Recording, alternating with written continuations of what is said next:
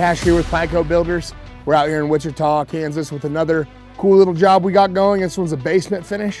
Let's go check it out. On this basement finish job, we had to come in, we had to cut the driveway, we had to go down and we had to put a window well in to the side of the foundation with the window access, obviously, to get it to code. Once we did that, we came back in, we formed the actual window well itself. It'll just need to be backfilled with the grate and everything, and that's just what you have to do things the right way. We got a little wet bar action going, granite countertop, some floating shelves. We have our mason coming in. It's got a lot of texture in it. It's real pretty on the backsplash for this little wet bar area.